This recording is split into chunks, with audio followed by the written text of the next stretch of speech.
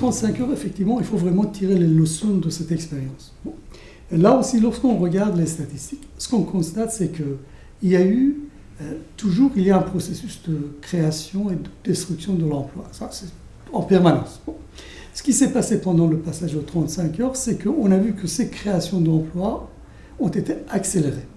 Et donc, si on fait la somme des emplois créés et des emplois qui sont supprimés, on constate que le passage aux 35 heures a permis quand même de créer 350 000 emplois de plus par rapport à ce qui est, entre guillemets, l'évolution normale de l'économie. Donc, ce passage a permis de créer en termes nets donc, des emplois. Donc, d'ailleurs, il y a des rapports officiels qui le disent, et dans la mesure où ces rapports dérangent, ils ne sont pas publiés. Ça, c'est aussi un vrai enjeu. Or, ce qui s'est passé avec les 35 heures, c'est qu'ils ont augmenté la pression sur les salariés. Et en même temps, la contrepartie a été une modération salariale, un gel des salaires en quelque sorte. Ça ne va pas. Donc, ce qui fait qu'effectivement, par exemple, dans les hôpitaux, dans nombre de services, il y a eu une pression sur les salariés. Et en même temps, on le voit quand même, il y a eu des inégalités. C'est-à-dire que les salariés qui sont moins bien payés ont été plus pénalisés par rapport à ça. Donc ça a été mal vécu par un nombre important de salariés. Donc, mais ça, ce n'est pas les 35 heures qui sont en cause, c'est la façon dont ces 35 heures ont été appliquées. C'est-à-dire qu'on est resté sur le même schéma de pression sur les salariés, mais derrière, il y a eu quand même des bénéfices toujours pour les entreprises. On n'est pas allé jusqu'au bout de cette logique de progrès social qui est la réduction du temps de travail. Il ne suffit pas seulement de réduire le temps de travail.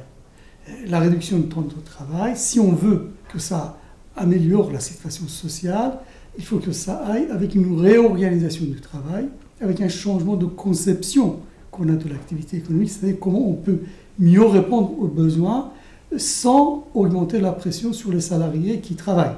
La dynamique de création d'emplois permet de générer des revenus, et ces revenus permettent de financer la machine, et le fonctionnement de la machine. Par exemple, si on a plus de revenus, on aura par exemple plus des impôts pour l'État. Et à ce moment-là, il va y avoir une amélioration de la situation des finances publiques, ce qui permet par exemple d'augmenter les investissements publics, de créer des emplois, et ainsi de suite. Et la même chose, on peut dire par rapport aux recettes de la sécurité sociale, et ainsi de suite. Ça, c'est le premier aspect. Le deuxième aspect, c'est qu'aujourd'hui, il y a quand même des moyens énormes, financiers importants, qui sont mobilisés, qui sont mis au service des entreprises et qui ne sont pas bien utilisés, y compris parfois ces moyens financiers, ces aides, ces exonérations qui sont accordées aux entreprises ont été accordées au nom justement des 35 heures et ainsi de suite. Voilà. Donc une solution de financer ce passage à une nouvelle réduction nécessaire du temps de travail, c'est de mieux utiliser l'argent public qui est aujourd'hui mis à la disposition donc, des entreprises.